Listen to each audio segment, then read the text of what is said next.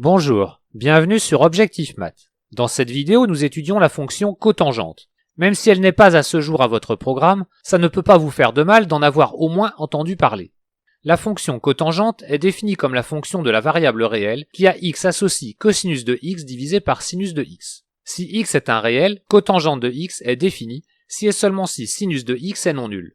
Et donc l'ensemble de définition de cotangente est l'ensemble que je note E égal à l'ensemble R des réels privé de tous les multiples entiers de pi. On peut aussi définir la fonction cotangente de façon géométrique. On se place dans le plan muni d'un repère orthonormé direct, dans lequel on considère le cercle trigonométrique, c'est-à-dire le cercle de centre, l'origine du repère, et de rayon 1. La droite D d'équation y égale 1 est la tangente au cercle au point de coordonnées 0, 1. On considère également un angle orienté de mesure un réel alpha donné. Le rayon vecteur coupe la droite D en un point noté T. L'abscisse de T est égale à cotangente de alpha. En voyant la définition de cotangente, on voit tout de suite la ressemblance avec la fonction tangente. Je vous rappelle que l'ensemble de définition de tangente est l'ensemble que j'ai noté D égal à l'ensemble des réels privés de tous les nombres de la forme pi sur 2 plus kpi, k variant dans z. Alors que l'ensemble de définition de cotangente est l'ensemble des réels privés de tous les k fois pi, k variant dans z. Et pour tout réel x appartenant à D inter E, on a cotangente de x égale à 1 divisé par tangente de x. On prendra garde que le terme cotangente de x est défini pour tous les réels x appartenant à E, mais que 1 sur tangente de x n'a de sens que si x appartient à D inter E.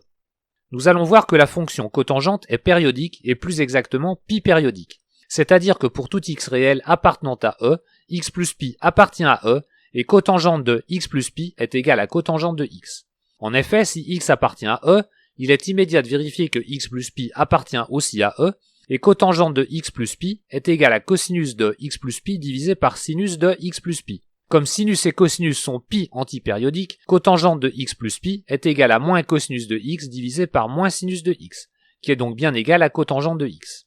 Nous allons maintenant voir que la fonction cotangente est impaire, c'est-à-dire que pour tout réel x appartenant à E, moins x appartient à E et cotangente de moins x est égal à moins cotangente de x. En effet, si x appartient à E, il est immédiat de vérifier que moins x appartient à E, et on a cotangente de moins x égale à cosinus de moins x divisé par sinus de moins x.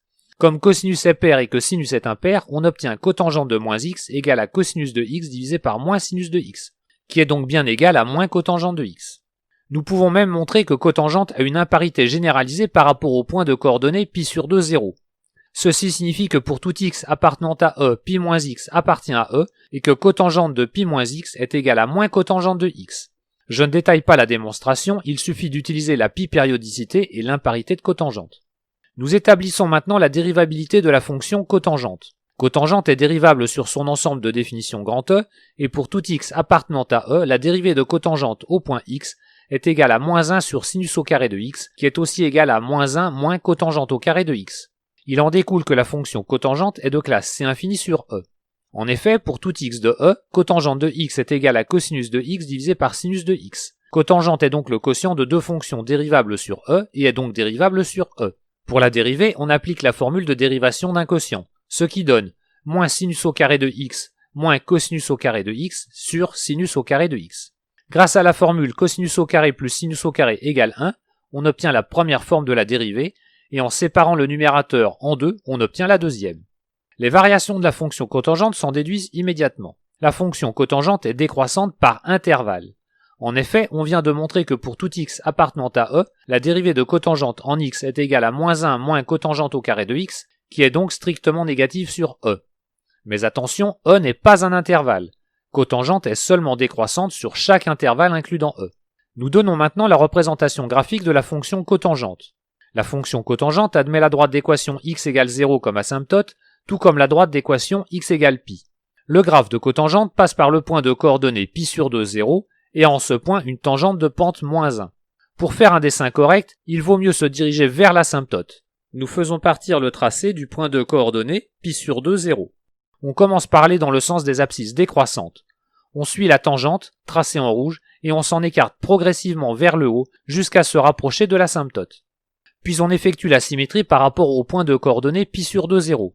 Le plus simple pour cela étant de repartir du point de coordonnées pi sur 2, 0 et de suivre la tangente, mais en s'en éloignant cette fois-ci progressivement vers le bas. puis de se rapprocher de l'asymptote d'équation x égale pi. La périodicité de cotangente permet d'obtenir le graphe sur E tout entier en translatant la partie du graphe déjà tracée. Attention, cotangente n'est pas décroissante sur E. Le tracé que l'on vient d'effectuer nous permet de visualiser que cotangente est décroissante sur chaque intervalle inclus dans E. Mais en passant d'un intervalle à un autre, la décroissance n'est plus assurée. Nous voyons maintenant un équivalent de cotangente en 0. Cotangente de x est équivalent à 1 sur x quand x tend vers 0. Il suffit d'écrire que pour tout x appartenant à E, x fois cotangente de x est égal à cosinus de x fois x sur sinus x. Et sachant que la limite quand x tend vers 0 de cosinus de x est égale à 1 et que celle de sinus de x sur x est aussi égale à 1, on obtient immédiatement que la limite quand x tend vers 0 de x fois cotangente de x est égale à 1. Voici enfin quelques valeurs particulières de la fonction cotangente. Pour commencer, attention, cotangente n'est pas définie en 0. Cotangente de pi sur 6 est égale à racine carrée de 3, cotangente de pi sur 4 est égale à 1, cotangente de pi sur 3 est égale à racine carrée de 3 sur 3, et cotangente de pi sur 2 est égale à 0. Voilà, cette vidéo est terminée, vous pouvez me laisser des commentaires et me poser des questions. À bientôt sur Objectif Math.